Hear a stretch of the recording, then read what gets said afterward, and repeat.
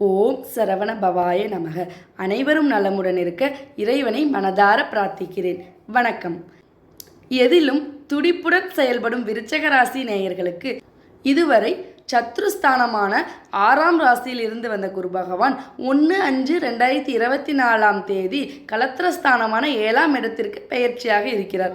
கலத்திரஸ்தானத்தில் இருக்கின்ற குரு தான் நின்ற ராசியிலிருந்து 5ஆம் பார்வையாக லாபஸ்தானத்தையும் 7ஆம் பார்வையாக ராசிஸ்தானத்தையும் 9ஆம் பார்வையாக சகோதரஸ்தானத்தையும் பார்வையிட இருக்கிறார். குரு கலத்திரஸ்தானத்தில் நிற்பதால் குடும்ப உறுப்பினர்களிடம் இருந்து வந்த கருத்து வேறுபாடுகள் குறைந்து ஒற்றுமையை அதிகரிக்கும், தோற்ற பொலிவு மேம்படும், பேச்சுக்களில் கனிவு உண்டாகும், குழந்தைகளை பற்றிய புரிதல் ஏற்படும், பூர்வீக சொத்துக்களின் வழியில் ஆதாயம் உண்டாகும், பெருந்தன்மையான செயல்பாடுகளின் மூலம் வெளிவட்டாரத்தில் மதிப்புகள் அதிகரிக்கும்.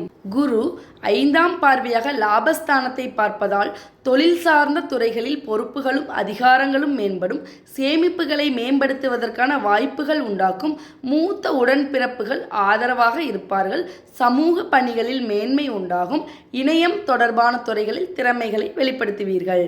குரு 7ஆம் பார்வையாக ராசிஸ்தானத்தை பார்ப்பதால், அதாவது ராசியை பார்ப்பதால்னா அந்த விருச்சகத்தையே பார்ப்பதால் மனதளவில் இருந்து வந்த குழப்பங்கள் நீங்கி தெளிவு ஏற்படும், தோற்ற பொலிவில் மாற்றம் உண்டாகும், பெருந்தன்மையான செயல்பாடுகளில் மதிப்புகள் உயரும், உடல் ஆரோக்கிய பிரச்சனைகள் கட்டுப்பாட்டுக்குள் வரும். குரு 9ஆம் பார்வையாக சகோதரஸ்தானத்தை பார்ப்பதால் எழுத்து சார்ந்த துறைகளில் இருப்பவர்களுக்கு வித்தியாசமான வாய்ப்புகள் ஏற்படும், இளைய உடன்பிறப்புகள் ஆதரவாக இருப்பார்கள், நினைத்த பணிகளை எண்ணிய விதத்தில் செய்து முடிப்பீர்கள், மறைமுகமான திறமைகளை வெளிப்படுத்தி பாராட்டுக்களை பெறுவீர்கள், மனதளவில் தன்னம்பிக்கையும் தைரியமும் மேம்படும். விருச்சக ராசிக்காரர்கள் திங்கட்கிழமை தோறும் வில்வ இலையால் சிவபெருமானுக்கு அர்ச்சனை செய்து நல்லெண்ணெய் தீபம் ஏற்றி வர தடைப்பட்ட சுப காரியங்கள் கைகூடி வரும். நன்றி.